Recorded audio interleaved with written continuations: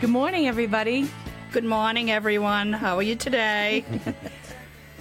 How you doing, Lou? I'm doing all right. Nice to meet you, Lou. Nice to meet you, How too. are You all things? settled in? You all comfortable? Yeah, we are. Yeah. I don't know when I'll be. When everything works, then I'm comfortable. That's great. And so far, everything's working. Right? Yeah.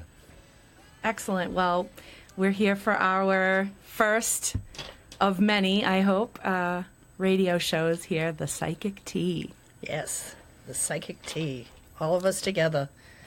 We're all here and we're all safe. Yes, we are. How's everyone today?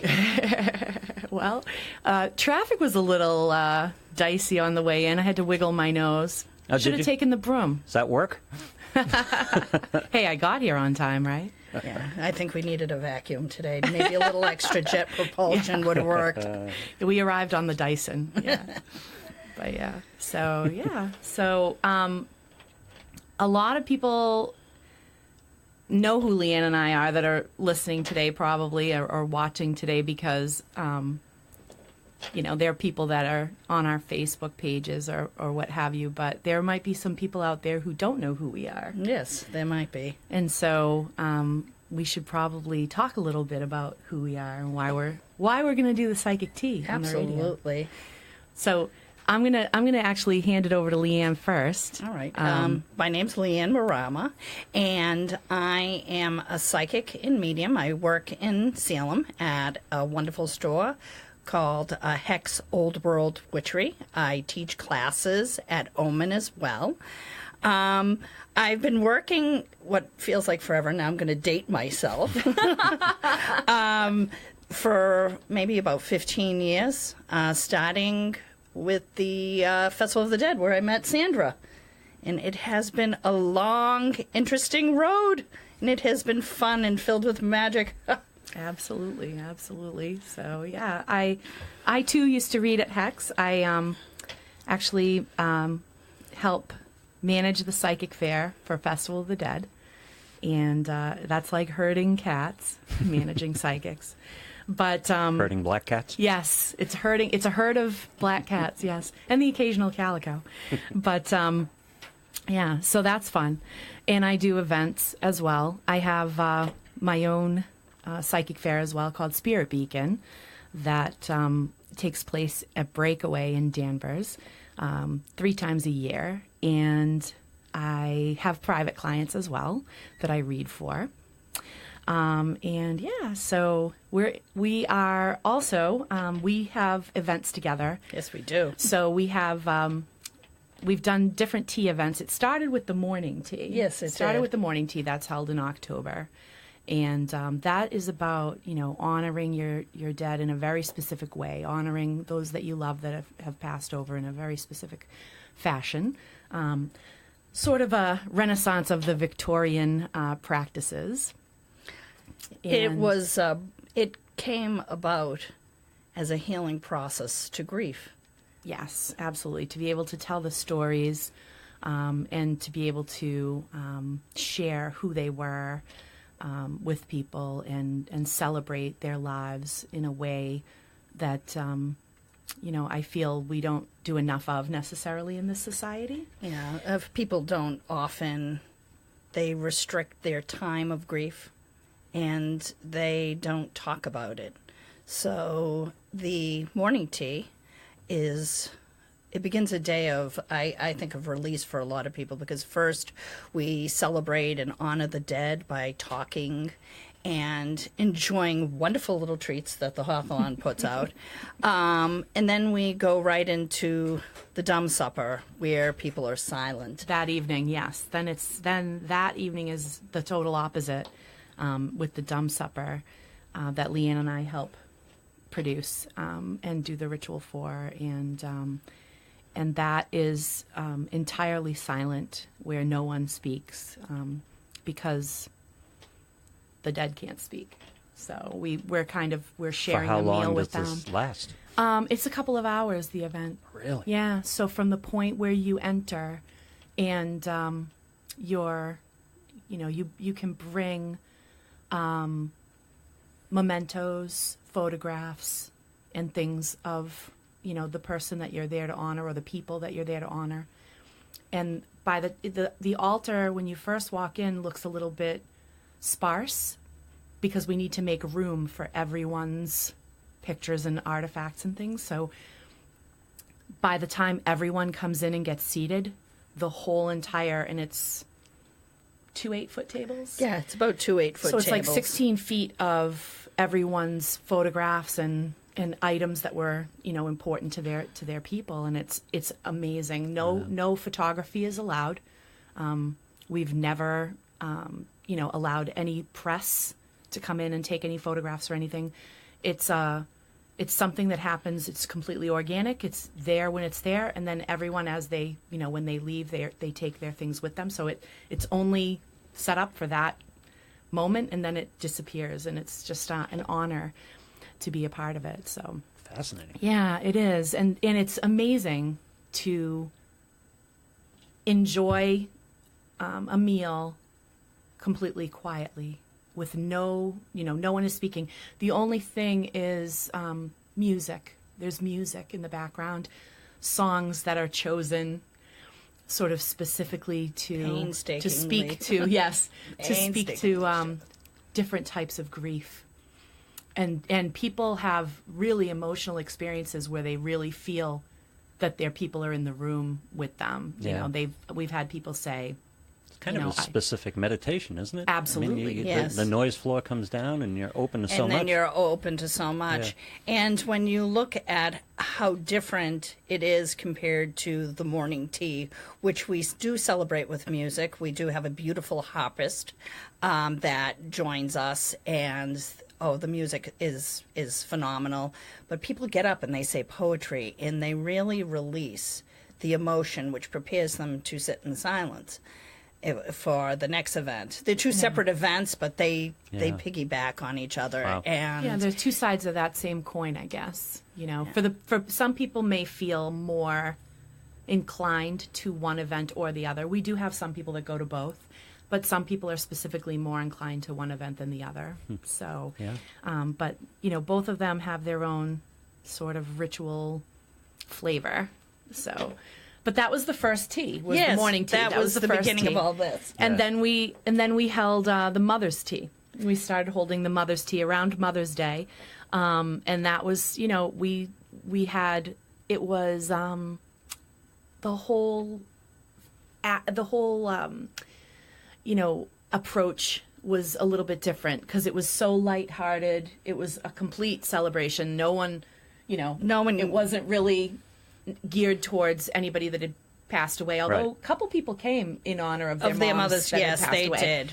But it wasn't necessarily about that. We had 3 generations come one time. Nice. Colleen, her mom, and her child. And her child. So it was like a real celebration of just that. You got to think Mother's Day, and we're coming upon Mother's Day right now. So happy Mother's Day, Mom. Happy Mother's Day to all moms. I believe that we all, as witches, as magical people, we connect with a goddess. And what better way to honor our first goddess than to celebrate our own mothers? We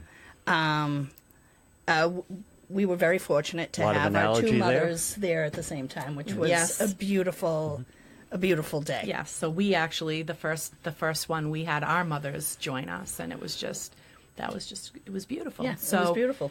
And then the next thing we did was the Mystic Tea, which is a summer fun Cape Cod. It's like a summer dream. I grew up with spending every summer on the beaches of Dennis and loving Cape Cod.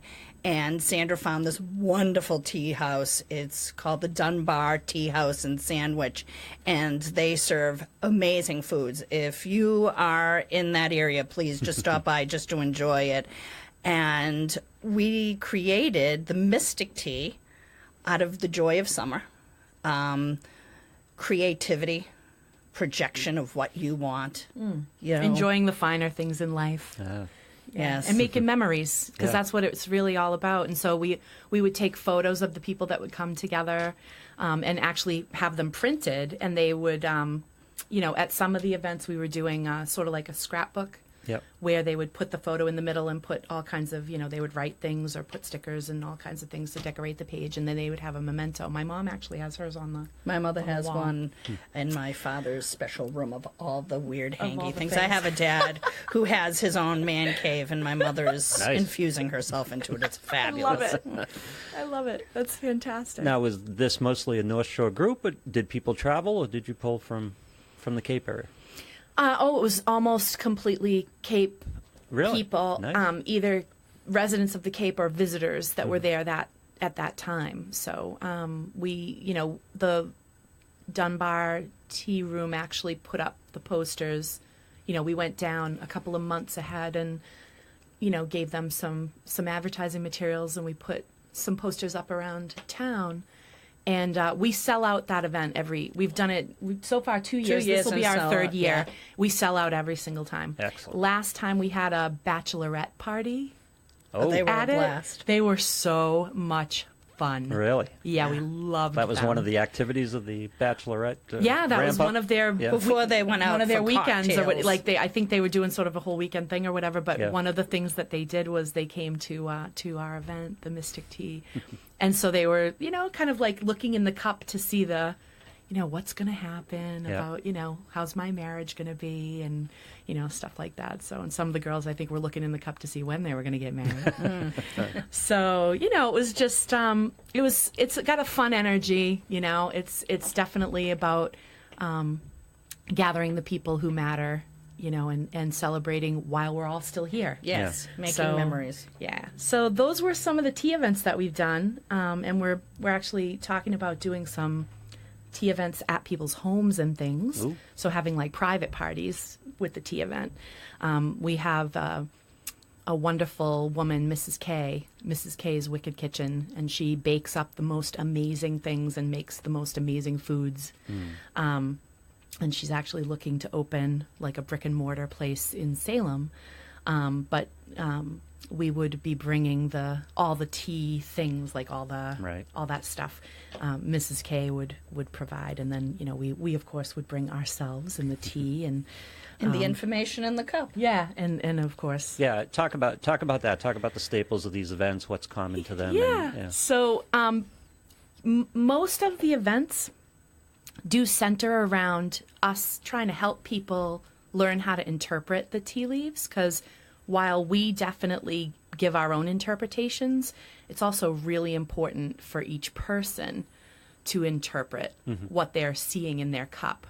And we often tell people it's a lot like when you were a kid laying in the grass and looking up at the clouds and being able to spot different shapes, and maybe you were with your friends and saying, do you see the turtle? Do you Right. see, what does it look like to you? Oh no, it looks like, this other thing to me. So, it's a lot, it has a lot less to do with, book printouts of like what these things mean, Right. although we do provide the sort of lore that goes with this so that people can see historically what these shapes have been associated with. But I find that a lot of times these shapes that show up at these events are very personal.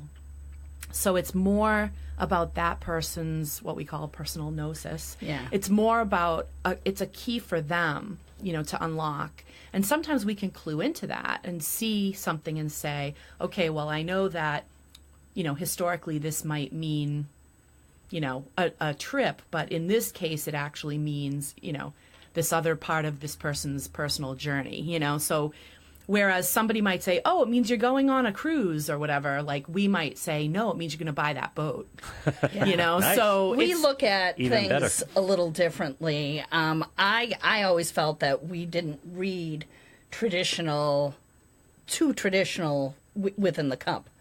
We used our clairvoyancy. Yeah. We use our psychic ability to dig deeper and to see more. So you're not just getting a message from the cup, you're getting it from spirit. Yeah. And that's the bigger picture there. And we're going to be teaching this together for the first time at HexFest this That's summer. right. We're going to teach people Down in how New to Orleans. read teas in the Salem Witches way. Yes, that's right. Ooh. Because anyone could go and buy a book and pick up a book on tea leaf reading and just follow along whatever the book tells them. But, there's a little bit more to it than that. It's a skill that you develop. So, especially when you're reading for other people, it's one thing to read for yourself, but it's another thing entirely to read for other people. And I know a lot of people who say, "Oh, I don't read for myself." But I feel like with the tea leaf reading, you really can. It's actually, it's a very personal. It is. It's type like of a ritual. reading. I had a friend tell me that when you were reading tea leaves, when you sit down, it's not just guzzling a cup of tea. It's a ritual. Are you going to add cream? Are you going to add sugar? Are you going to drink it black? How do you enjoy that tea, and how you stir the tea relates to the general outcome of what's in the cup. Yeah. So this is something you can do at home. It's something my grandmother did. And it seems to be, tea leaf reading crosses a lot of different cultural boundaries. When people have a fear of where does this message come from, if they think it's coming from a dangerous place. Yeah. Tea leaf reading is one of the most approachable forms because you can have it with a cookie. Right. There you go. How bad can it be? How bad can it be? How bad can a reading be when you can dunk a cookie in it? When you're reading yourself, you hear both sides of the conversation, right? Yes, you do. What's coming from spirit and what's happening internally, which you guys don't have. When you're reading for somebody else, you're only hearing one side of the conversation, right? Well, hopefully we're hearing a little bit, like I feel like we're reading that person as well as we might be getting messages from Right. as much as it might be external, I feel like it's also internal. That happens when somebody throws a wall up when they get a reading, when they feel like there are some people that approach a reading almost as if it's like a game. They want to see how good you are. Prove they it want to me. Yeah, prove it. Yeah. And the problem with that is then it's just a struggle the whole entire thing. And do you really want me to have to struggle to get you the answers that you want? Why would you not want to make it easier and get more out of it and get more answers and more information? Why do you want me to waste the time of the reading, which these things are typically timed?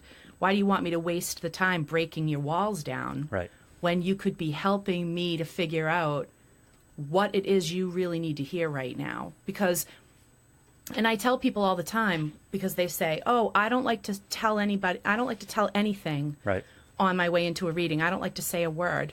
It's like, well, that's okay. But imagine if you will, and I say this because a lot of the clients are female, I'll say, imagine if you called your husband and you said, "Honey, I left my thing in the house. Hurry up and go get it for me." Click. Perfect. Now your husband's running around the house looking around at what you could possibly have left behind that you need right now. Right. And he's spending all of his time trying to figure out what it is you really want. Whereas if you called him and said, "Honey, I left my wallet on the couch. Can you bring it to me?" He'd Narrows walk down. right to the couch, go to the wallet, and get it to you. Now, I'm Narrows down not his saying I need you to focus. hand me Yeah. the answers. Right. But, or how about you just said, "Honey, my wallet is somewhere in the house. I don't know where it is. Can you find it and bring it to me?" Then at least he knows what he's looking for. Right. If you don't narrow my focus, if you don't say, "I'd really like to hear about love and career," or "I'd really like to hear about my health," Yeah. or "I'd really like to hear about something that's happening with my children right now." If you don't narrow my focus at all, and you're in for a 15-minute reading, How far can we I can get? read. Yeah. I mean, your life is so complicated and Right. convoluted. I could read you for a half hour and never touch on the thing that you That you want. really Right. wanted to hear about. Maybe these other things are important in the spirit of things, but they're not what you wanted to hear about. Right. So I could be reading and reading, you know what I mean? And then we're out of time. And then I'm saying, "Do you have anything, do you need any further clarification on what we've just talked about?" And then you're like, "Well, actually, I really wanted to hear about my health." Right. Well, it looks like you better go ask for another 15 minutes then, because I can't get into your health with 60 seconds left to this Right. reading, you know? Yeah. So it's just like, It's the challenge. Are we mind readers or are we psychics? I can tell you 5 minutes about everything, but then then it's all done. Like Sandra said, it's frustrating. You should, if you are somebody who enjoys getting readings, Yeah. please. I always open up my reading with, "Do you have any direction you'd like me to go in? If not, I'm going to be opening up a whole map." Yep. Because that's how Sure. I view You can walk psychic down any readings. street, It's a right? Yeah. map. Yeah. A psychic reading is a map of your life, and it should show any pitfalls or things you need to change, because that's why we get readings. We get readings because not because we want to just hear what's happens. We want to change what we don't like. It's about being active in your own personal future and taking control of it. Mediumship is a different thing completely. That's communicating with the dead. But if you shouldn't be walking into a psychic reading asking for a psychic reading and assuming someone's going to pull up Uncle Freddie, Yeah. because are you looking for your future, or are you on the phone with your grandmother? Those are two different things. Very different. And Yeah. sometimes someone will come in and present as if they want a reading about themselves, and then secretly they're hoping Uncle Freddie comes through, whereas if they communicated right away, I want you to try to reach out to Uncle Freddie, the psychic approaches that reading very differently. Right. They're reaching into the spirit world to try to contact a specific person. That's a whole other thing from a regular psychic reading, looking at the life of the person who's right in front of you. Easier to tune in, right? Much easier to tune into the person who's alive right in front of you Yeah. than it is to reach across and try to find someone in the spirit world. It's as if I'm having a conversation with you right here, or I'm trying to have a conversation with my husband who's somewhere in this building. Yeah. And hopefully I'll be able to, reach out to him and, psychically connect with him. So it's just sort of like, it is a very different animal. So when you first go and get a psychic reading, identify at least the realms of your life that you're hoping to touch Right. on. You don't have to hand them anything else. You shouldn't.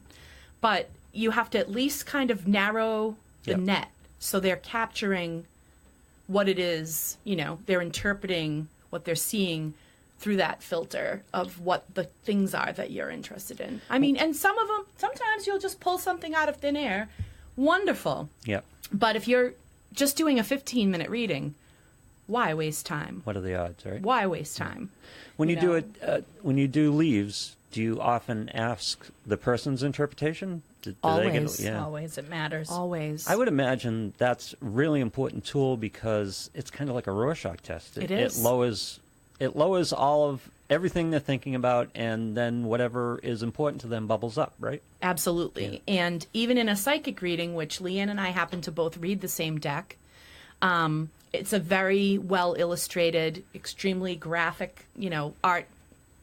It's very colorful. It's very pretty. yeah. It's I always talk about the symbolism on the cards during the reading because it keys into other things in the person's life, Right. So those symbols are there. They're the specific way that it was. The Rider-Waite was the first deck that was like this, and then other decks have kind of followed suit, no pun intended, where the pips, or not the major arcana but the minor arcana, are illustrated out instead of just on the Two of Wands, two wands. Yeah. They're actually drawing other things, around it that are symbols that key into certain things. And we have cards where we know that, nothing that's written, there's no book out there that has this particular meaning in it, but we know, like, when I see this card, Right. it's telling me this message. There are also cards where the person in front of you, you're getting a vibe off that card that you've never had any other time that you've ever read that card. Really. And you're saying to yourself, this is not a standard meaning for this card, but I know that I'm supposed to say this right now. And so you just go with that. And you never want to hold yourself back from that, because you say to yourself, this is something that's supposed to be said. Now, it might not make even any sense to that person in that moment, Right. but they'll come back 2 weeks later Yes. and they'll say, oh my God, I know what that meant now, And so it's so funny because as much as it's important to know the lore, even in tea leaves, it's important to at least know what these symbols traditionally have meant, which is why we do Right. share that with people. It's also what builds up in our personal relationship with the cards as readers, and then also what we can sense that person, something specific to that person that might vibe, to that card as well. So as well as to the shapes and Yeah. Is in the that- images we see in the cup. Is that why you guys tend to bond the specific decks? I know. When I I'm guess talking to readers, they it's always the art. It's have the favorites. artwork. Yeah. I do. I have my favorite, and it is Yeah. the Rider-Waite.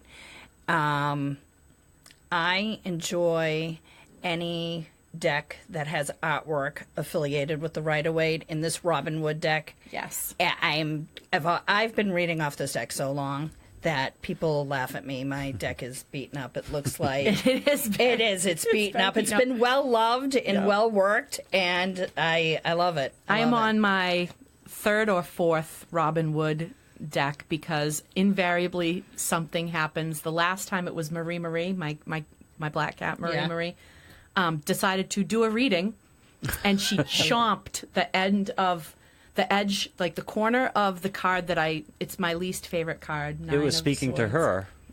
It was definitely speaking to her. She was attacking it for me. The Nine of Swords, anxiety, and how your mind will run and run when you're trying to sleep at night and stuff like And that. there's that So kitty. she was trying to, she was beating up that card for me.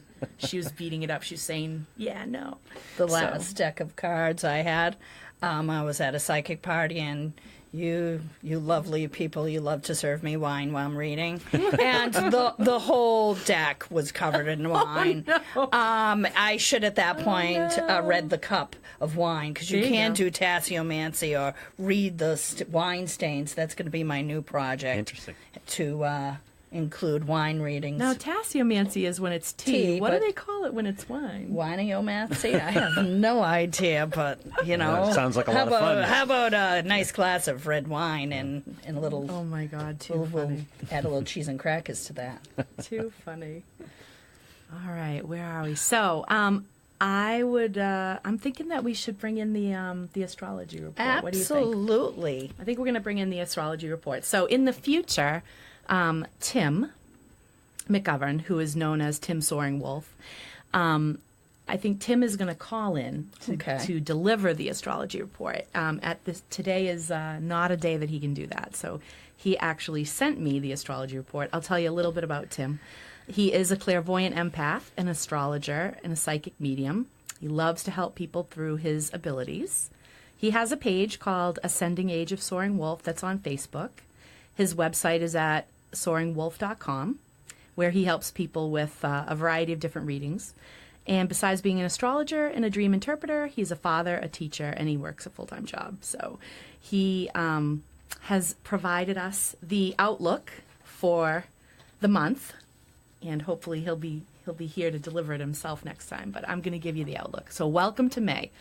We've just come out of the full moon in Scorpio, the sun in Taurus, which caused us to reevaluate the balance between our physical needs and the need to dig deeper below the surface. This has been so true for me.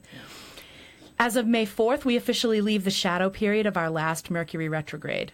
Thank the gods. Now, I just want to say a little bit about people, for those of you listening that don't know what Mercury retrograde is. When the planet looks as if it stops and kind of goes backwards in the sky, they call that retrograde.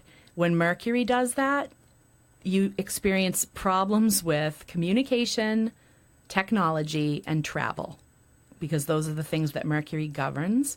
It is a good time to kind of do anything like reevaluate, to review, to reflect, anything that those RE words, those, reflection, reevaluation, review, but it's not a good time to start something new because of how it can mess with, technology, communication, and travel.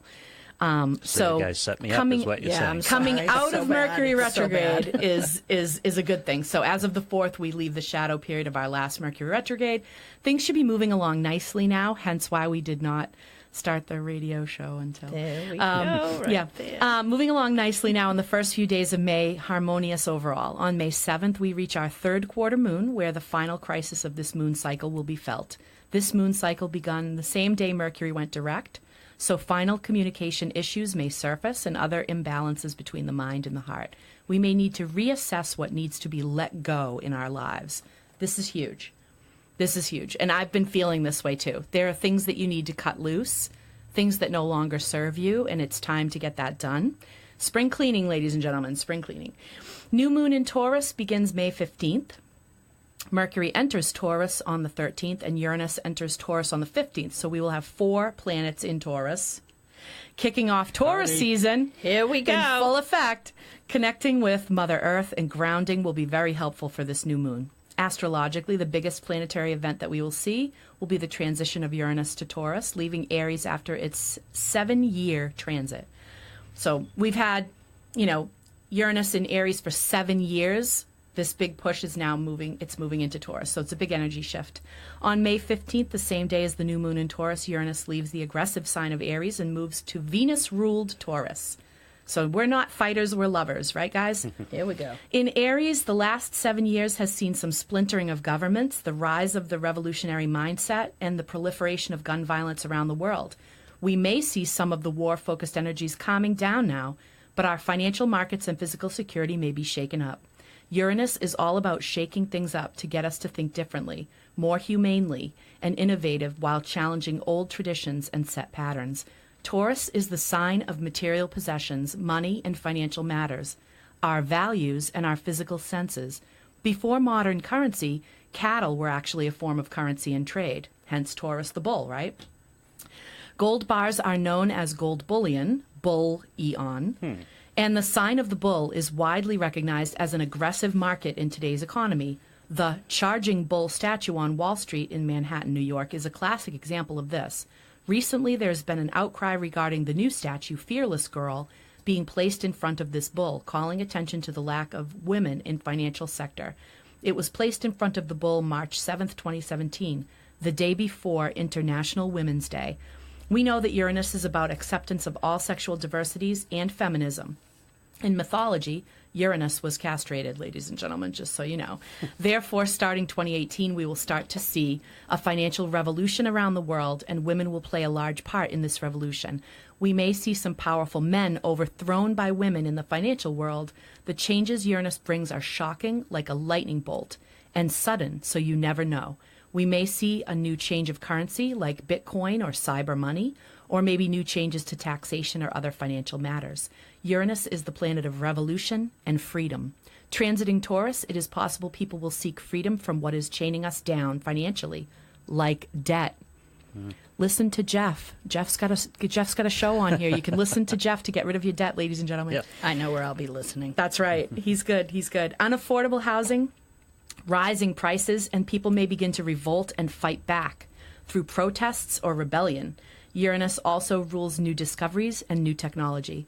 We may continue to see a revolution of agriculture, food, how cattle are treated, and many more advances in our physical world in the next 7 years. And finally, in the second half of this month, there is a harmonious aspect happening throughout the month of May between Jupiter in Scorpio and Neptune in Pisces, between the 10th and the 30th, but it will peak on the 25th. This influence encourages us to have faith and seek divine inspiration. We can expect illumination on our ideals and spirituality during this time, joining in on the full moon energies of the 29th. Sagittarius is ruled by Jupiter, so the full moon in Sag will amplify these harmonious energies of Jupiter and Neptune, creating a level of optimism, leading us to the next level of our awareness and consciousness. At the end of the month on the 29th, the full moon in Sagittarius kicks off the beginning of Gemini season, where our hearts and minds are curious for more knowledge and want to experience life to the fullest. I hope you've enjoyed this mini astro forecast for the month of May 2018. Again, you can find Tim Soaring Wolf on Facebook, facebook.com/soaringwolf, or at soaringwolf.com. May is one of my favorite months. It's wonderful, isn't it? Yes. It really is. I love springtime. I love the spring, and, in that wonderful sign, we have a lot of good friends that are Tauruses. We do. That are wonderfully stubborn, and you know who you are. But I find my Taurus friends to be filled with great knowledge, and they hold on to that. They love what they know. Indeed. Yes, and they love the finer things of life. Absolutely. Yes. Absolutely. Now, Leanne pulled a card for the month as well. Oh. So this is a little bit of guidance from the tarot.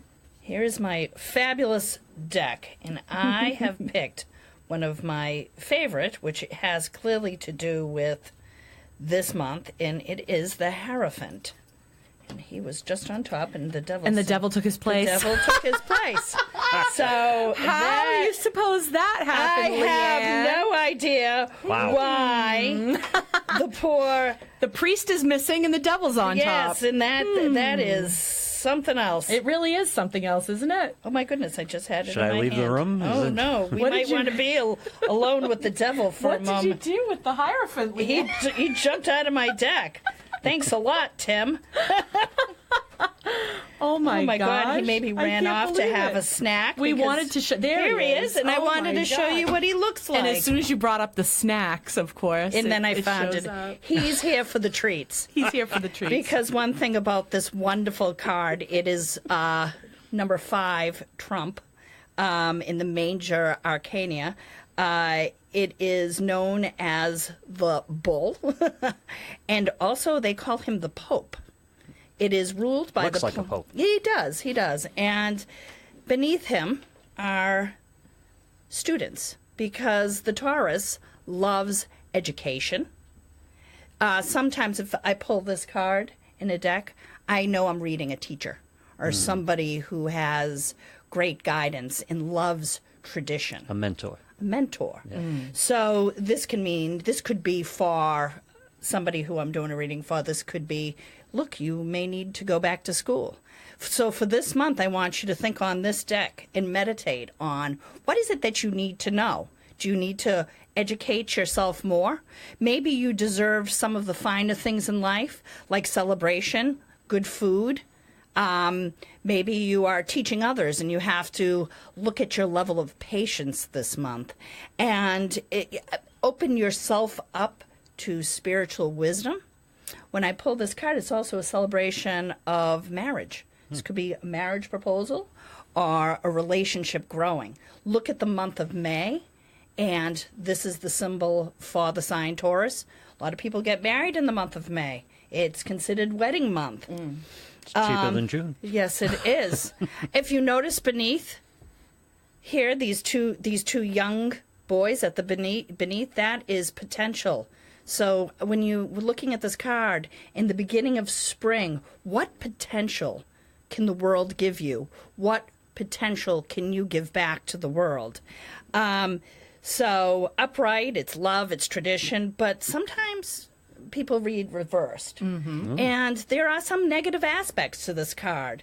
Sometimes this is a breakdown of an establishment, whether it is a marriage or a business or a project. This also could mean rejection of family values. Sometimes when we're so progressive, we forget where we came from. And in upside down, this is an abusive counsel. Maybe a teacher that is abusing and neglecting or overworking students. So if this comes to you, re-look at yourself and the people in your life. May is a great time for spring cleaning and getting rid of what we don't need. When you look at this card, mine in particular, there's cracks in the foundation. So this is also a time to fix and rebuild and grow. So for this month, I want us all to meditate on this, on what is it that we can fix? What old establishments need a second look at? Let us be change in the universe for the month of May. Let us plant our flowers and make some beautiful growth. Thank you. Absolutely.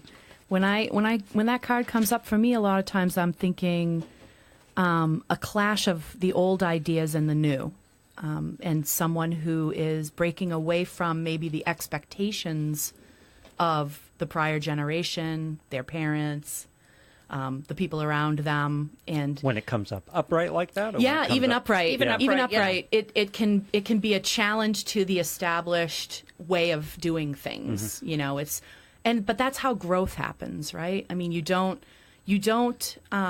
grow without a little bit of destruction. So Right. those cracks in the foundation, you can fill them in and refurbish that, or you can break that down and start fresh and build fresh.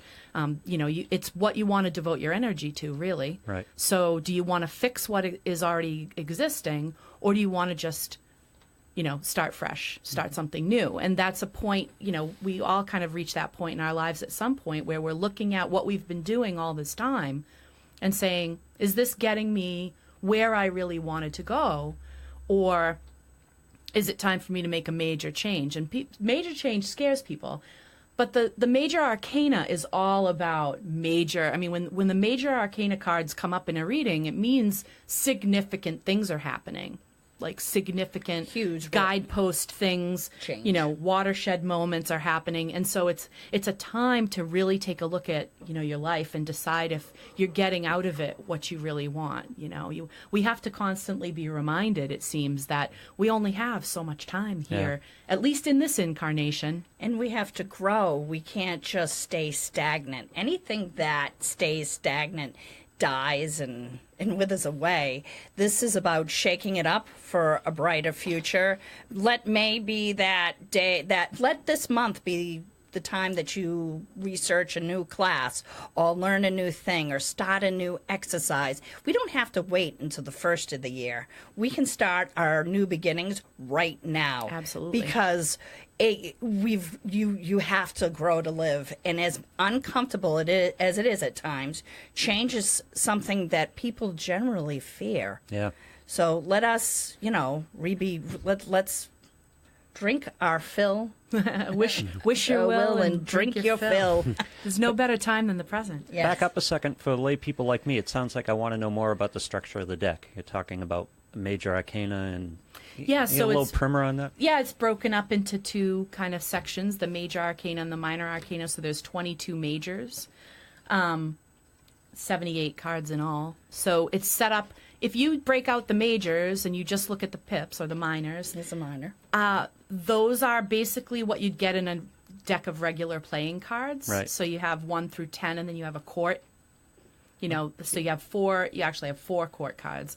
You have the page, the knight, the queen, and the king. Okay. And Kind of then- like face so cards in a regular you have deck. 1 through Yeah. 10. Then Yeah. you have the court for each of the.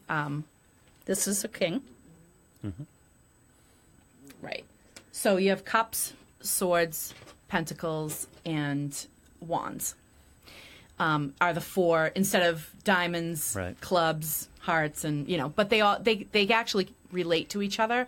So literally, if we didn't have this deck and somebody handed us a deck of playing cards, we could read it because you wouldn't have the majors, but you'd have everything you need to. It's the same to do an basics, accurate just reading. a little different language. Yes, Yeah. and then the 22 majors on top are, you know, it's a journey. You know, it's a journey, and it has higher level. There's nothing in the majors that's not represented at all in the minors, but it's on another octave. Right. You know, it's a much more intense look at those concepts. And so you This could is the read without the majors. This is the volatile stuff right now. When you pull the majors, that means that. well, it's big. It's, you know, it's big doings. Big doings. It's big doings. You know what I mean? So it's like, yeah, when I pull 10 cards and 4 or more of them, or even 3 or more of them are majors, I'm saying, okay, I mean, 3 is kind of an average number of majors to get in a reading. 2 to 3 is kind of average.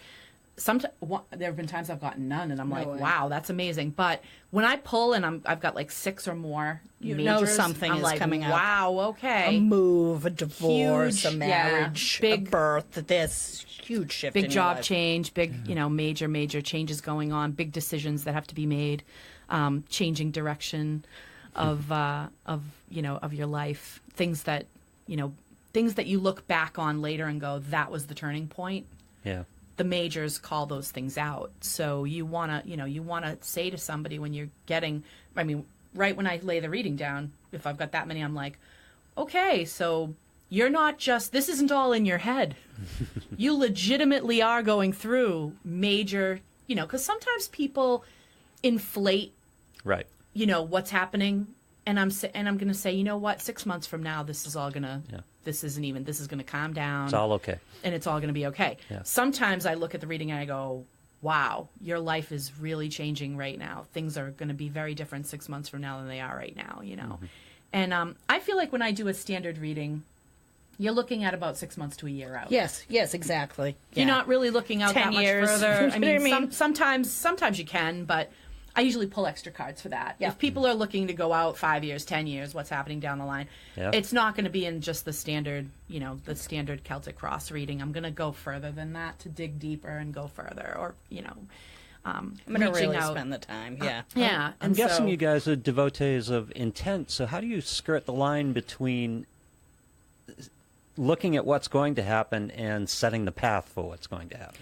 Well, that's the conundrum, isn't Yeah. it? So it's sort of Yep. like if I tell you Yeah. something is a big deal, it almost makes it one. Right. Right. So if I tell you, ooh, you're about to get this job offer. I was and wondering it's- about the divorce. Yeah, right, Have you whatever. ever surprised somebody with, hey, you're looking at a divorce? I have. Oh, we've to, had yeah. some issues. Yeah. Yes, And we they absolutely cry, have had some and issues.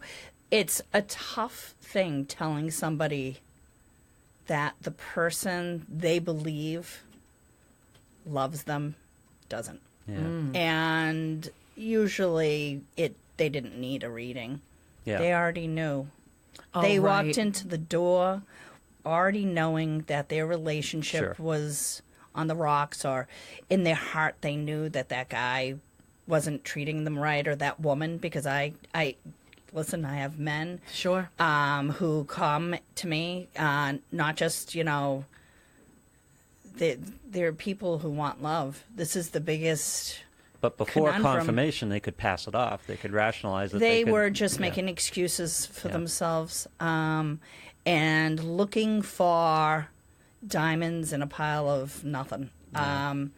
And it's before they sit with me. I mean, I feel it's a huge responsibility of a psychic, to be honest. Everybody But do you likes ever telling worry? me one. Yeah. Do you ever worry you're setting the path as opposed to exposing the path, or? No, because I always tell them they have free choice. Yeah. I say you can leave here, and you can do what you want. You can keep this cycle, this pattern of abuse or miscommunication with someone, and this is what's going to happen. But if you leave, this is what's going to happen. I show them roads. Yeah, absolutely. We show them the map. We don't necessarily tell them which way to go, but we definitely show them the map and the pitfalls and Yeah. and that's the important thing. It's like, I'm not going to ride the bike for you, but if I see a pothole coming up, I'm going to call out to you, hey, Yep. watch that. I'm not going to jump onto your bike and steer it around the pothole, but I'm certainly going to call it out to you. So it's saying these are the possible, these are the possible ways that you can take this. And we absolutely know that there's a significant percentage of time that the person does not do the quote unquote advice. Yeah. And that's why they keep coming back and coming back and coming back. And they need some of these people need to hear it over Yep. and over again in Well- order to actually get strong enough to actually make the change. Well, acceptance is a big hurdle too, right? Yeah. Yeah.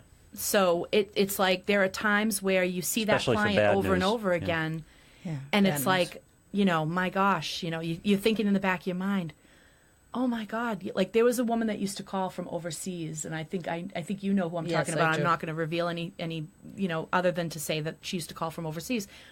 She had been 2 years more without her husband, and she still wanted to try to figure out, was he going to come back? What was he doing? Who was he with? What was he, and you're saying to yourself, oh my God, it's been this woman's wasted 2 Yeah. years of her life. This man is not coming back. And she's wasting away, and she's talking to psychics trying to figure out. And I'm saying, you need to move on. You need to move on. You know what? Oh, wait a second. Wasn't that May 7th? Didn't we just talk about that?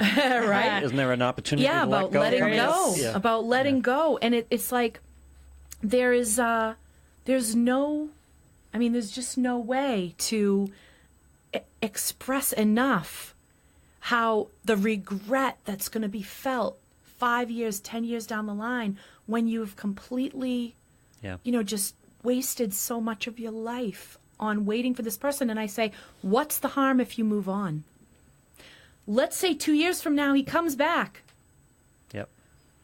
Okay, and you know what? If you want to take him back, okay, but can you date a little and try to get out there and have a life in the meantime? It won't prevent him from coming back. Right. If he's really coming back. Might do the opposite, actually. He'll come back anyway, right? So you got to get out there and live your life. You can't keep waiting for someone else to make the dream come true. You know, I wish more people had told me when I was a young girl that you needed to focus on the dreams that you could make come true, and not on something that it requires this other person. Yeah, the to make lessons it we come learn true. later on, huh? Yes. Oh, absolutely, absolutely. So I want to go over the stones. I brought some stones with me, Stones? actually. I want to go over the stones. Fabulous. I'm a rock hound. I love crystals. I love stones. May's birthstone is emerald. I'm wearing a bunch of raw emerald in honor of May. It's associated with the goddess Venus. It was supposedly Cleopatra's favorite stone. It's always been associated with royalty. You'll see that it decorates the crowns and the breastplates of the high priest, and and Mark Antony supposedly had it in the girdle thing that he girded himself with to go into battle. There are fewer high quality emeralds in the world than there are high quality diamonds, which actually makes them rarer, but diamonds have better marketing. So, there's a legend about emeralds. It's associated with preventing, if you give this to your lover, you are supposedly preventing the relationship from suffering unfaithfulness. Nice. Which makes them a nice choice for an engagement ring. Just saying, guys. Just saying it. Emerald engagement She's ring. Nice. saying And not only won't does fly, it not by the only way. does it supposedly in the legend, not only does it supposedly protect them from unfaithfulness, but it reveals unfaithfulness. If when your lover holds the emerald, it glows brightly and shines brightly, they have been true to you. And if it looks murky, they have not. Their heart lies elsewhere. Damn. It is said to improve your memory and enhance your intelligence. So wear it if you need to take a test or an exam of some kind or into a job interview. It'll make you shiny and you'll look super smart. We are right now still in the time of Taurus. Two great stones for Taurus: jade in particular, but green. It's called the Guardian Harmonizer. In lore, it is said to protect relationships, and in the physical, protects your loved ones, but in the astral or spiritual plane, protects your belief from self-doubt. Ooh, So strengthens your self-esteem. important. Yes. And malachite, one of my favorites. I always have a piece of malachite in my wallet because here in America, money's green. So malachite has financial implications here in the United States. But it's the stone of abundance and manifestation. That's another reason why it's in my wallet, because I want it to manifest more money, right? So it has money drawing implications, but it also brings emotions to the surface. It attracts and absorbs energy, so it does need to be cleared and cleansed often, which we can talk more about next time, how to clear and cleanse your stones. It clears negativity and promotes healing from So emotional physical maintenance of the stone difficulties. is important about its potency. Well, yeah, because it attracts energy. It's such an attractant stone. That's one of the reasons why it's considered a money drawer, because it has such a powerful attractant energy. But that also means kind of energy clings to it. Yeah. So you do want to clear and cleanse it, which I think we should definitely go over in the next episode. We are heading into Gemini. One of Gemini's stones is a personal favorite of mine. This is apophyllite. Gorgeous. I love it. It's a third eye stone. You can actually place a stone like apophyllite on your third eye when you're meditating, and it helps bring visions and develop your intuition. It does connect with the angelic realm, so for the people that love to work with the angels. And it just looks angelic, doesn't it? It's just, I just think it's straight from the angelic realm. And it links you with your spirit guides. And the other one that's great is celestite, another personal favorite of mine, also links to the angels.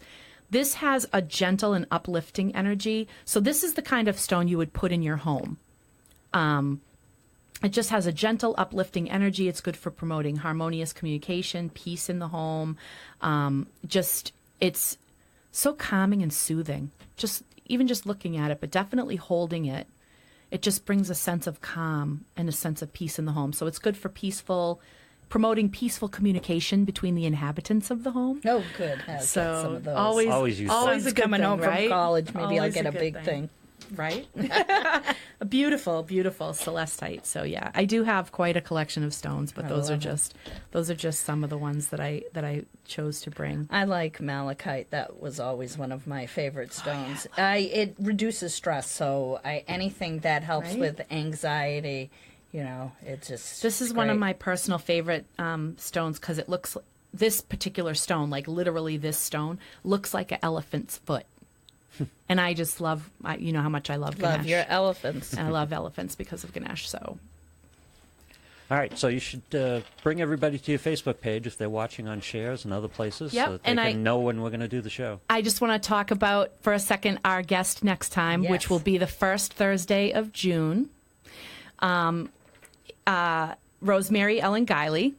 She is going to be calling in to talk about everything from her ghost hunting adventures to dealing with spirits to her shadow people that she talks about. She's a leading author, researcher, investigator, and teacher in the paranormal and metaphysics. She's written more than 60 books, including Guide to Psychic Power, Guide to Psychic Protection. She teaches Black Mirror scrying workshops. She teaches one at Festival of the Dead in October with us. For contacting the dead in the spirit world, she's a certified hypnotist, a tarot reader, and a dream work facilitator, trained in several modalities of energy healing. So she'll be with us next time, first Thursday of June. Is that the 7th? I think it's the 7th. I think it is. Could be. So first Thursday of June, guys, come to our Facebook page, The Psychic Tease. So it's facebook.com/The Psychic Tease should take you there.